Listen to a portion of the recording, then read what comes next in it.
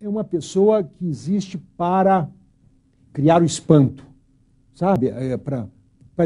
Olha a criança, olha adolescente. Veja, perceba, é aquela pessoa que apresenta mundos, que é isso que eu dou o nome de educador. Então, usei uma imagem que professores do tipo de aqueles que dão informações são como eucaliptos plantados todos em filas e colunas, todos um atrás do outro. E educadores são como jequitibás selvagens que ninguém planta, só nascem por eles mesmos. Educadores não são feitos, educadores nascem. Vamos ver mais uma pergunta. Oi. Oi. Tudo bem? Seu nome?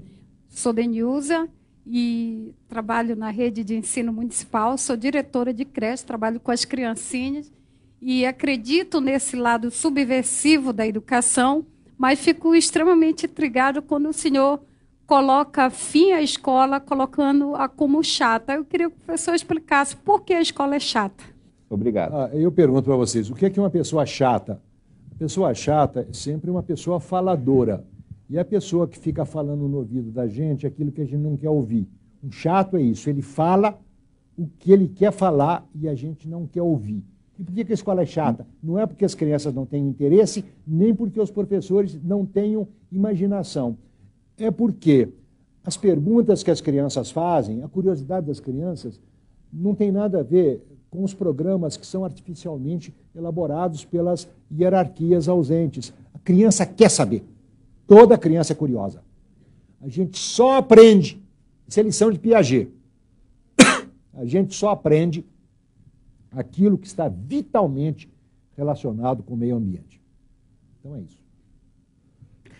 Não há, você acredita, por exemplo, que não há possibilidade, que não há casos de um professor indicar um livro, essa chatice toda que você falou realmente, mas na terceira, quarta página, aquela chatice virar uma paixão pelo livro? Veja você, é isso que eu... não, serve, só, isso eu ia até... Isso, eu gostaria de colocar isso valendo para várias coisas. Então, deixa eu te contar uma história. Essa história já saiu na Sinapse, uma história da minha infância.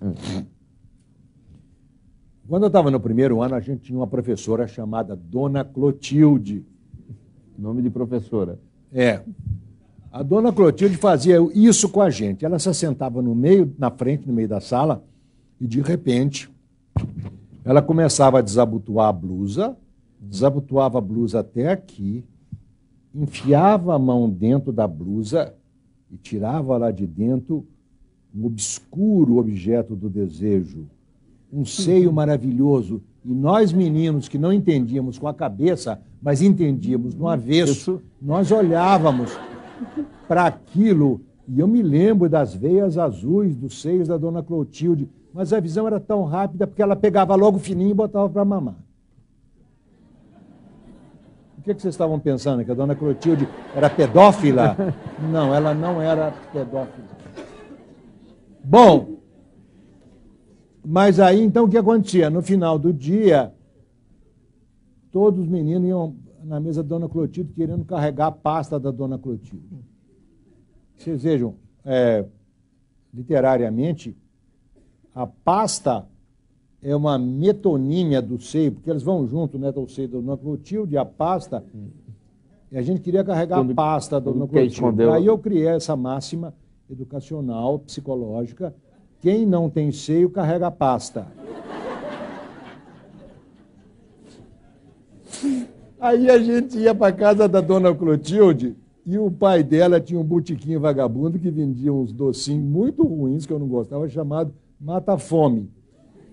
Eu comprava o Mata-Fome e ia vagarosamente para minha casa, não comendo o Mata-Fome. Eu não quero terminar o prazer. Não quero coisa de comer dinamicamente. Eu ia chupando o Mata-Fome. Isso aí é metáfora de alguma outra coisa que eu desejava. Então, essa história eu contei para vocês pelo seguinte: quando você tem uma relação amorosa, respondendo a sua pergunta, quando você tem uma relação amorosa com o professor, por qualquer razão, porque é bonito, porque você admira, porque é inteligente, que conversa bem, não sei porquê.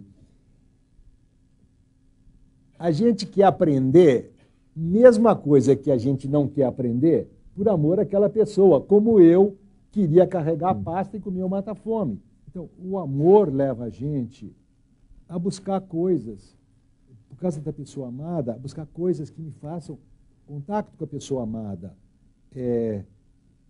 Se o meu namorado é filósofo e eu sou dona de casa, me dá vontade de ler um pouquinho de filosofia só para ter o que conversar. Então, eu acredito muito nisso, sabe? Que por causa do afeto, a gente é capaz, inclusive, de comer jiló. E no final, você sabe, você aprende a gostar de jiló. Eu gosto muito de jiló. Rubem, vamos à última pergunta do programa. Olá. Olá, boa noite. Meu nome é Jéssica e eu faço parte de uma ONG e sou estudante colegial. Estou no primeiro colegial. E eu tenho Qual a sua idade, Jéssica? Eu tenho 15. 15 anos? 15 anos, isso. Eu tenho duas perguntas. A primeira, eu gostaria de saber qual é a sua opinião sobre o terceiro setor hoje em dia. E eu também gostaria de saber o que você acha da união entre a educação, a escola e as ONGs voltadas para a educação. Você pertence a alguma ONG, Rubem? Não? Não pertenço. Qual é a sua ONG, Jéssica? É o Cidade Escola Aprendiz. Cidade Escola Aprendiz. O terceiro setor me dá felicidade, sabe, pelas coisas que estão acontecendo. Não a partir de cima, mas a partir de baixo. Mas a sua segunda pergunta foi o quê? O que você acha da ligação feita entre a educação das escolas e algumas ONGs? A parceria que algumas ONGs fazem. Eu acho que isso é excelente. Eu acho que, inclusive, o que acontece é o seguinte: as ONGs, por estarem dissociadas do sistema escolar, elas podem ter uma função, eu vou dizer subversiva, mas num sentido muito manso, no sentido de que você introduz um elemento perturbador, começar a fazer perguntas, introduzir questões novas que permitam abrir o espaço e os horizontes dentro das escolas.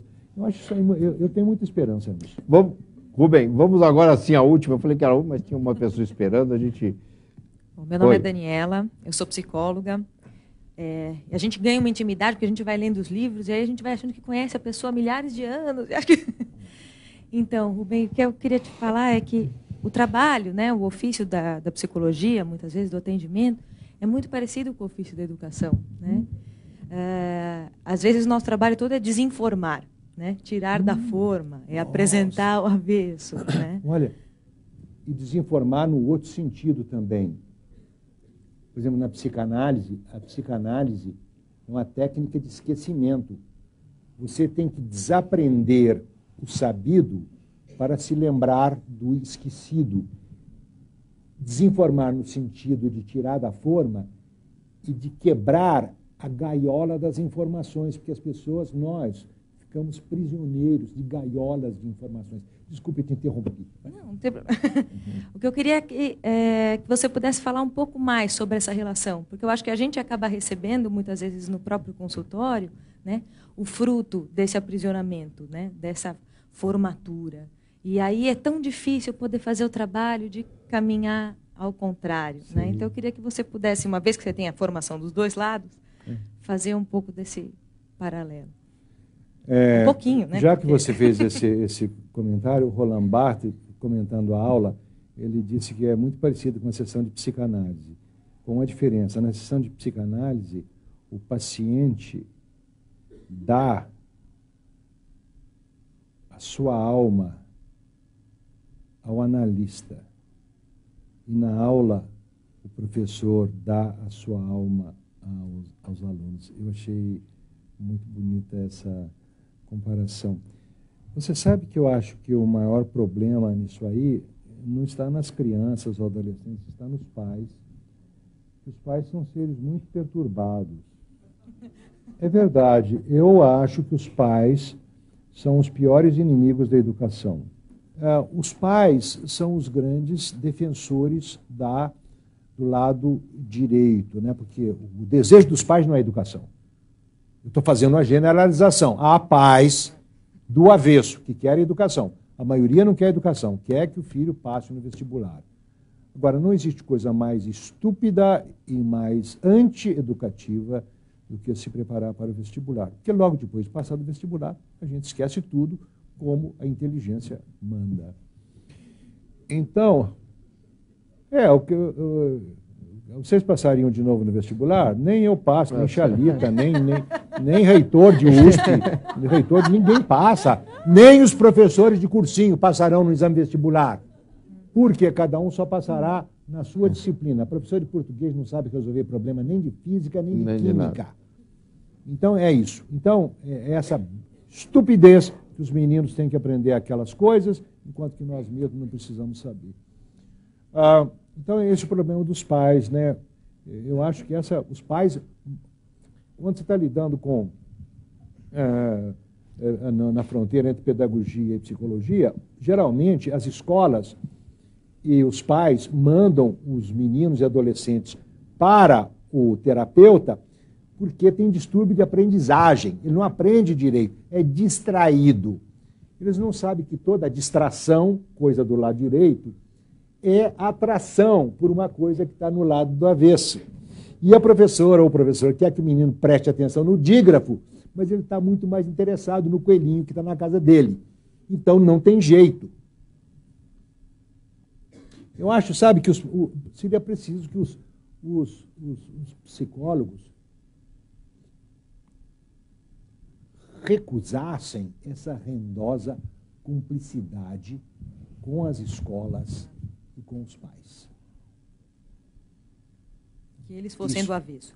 Hã? Que eles fossem do avesso também, não só propusessem o avesso para o outro. Exatamente, é preciso desnudar os pais, é preciso desnudar a escola. Chegar para a escola e dizer, mas por quê? O problema não é da criança. O problema é do programa. Isso aqui não tem interesse. Isso, evidentemente, requer lucidez e coragem do psicólogo, porque uma atuação desse tipo pode significar perder uma rica voto de clientela. Pobreza. Então, obrigado, viu?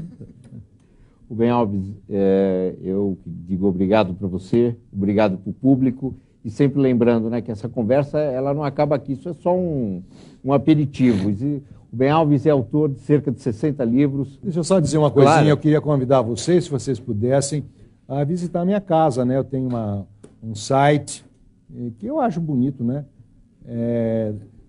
Você sabe, todo site começa com 3 W, né? www.rubenalves, Rubem com M de Maria no fim. É o Rubem só. Um Rubem só, sou singular, .com.br. E lá também vocês vão encontrar uma loja virtual em que vocês poderão comprar diretamente livros e CDs, porque eu tenho 2 CDs com histórias para criança. Então tem esses 2 CDs. Modéstia as favas, eles são muito bons. Então, se vocês forem lá na homepage, vocês encontram isso. Rubem, muito obrigado. Obrigado. Eu agradeço a presença de todos aqui na sala Itaú Cultural. Foi um prazer estar com vocês.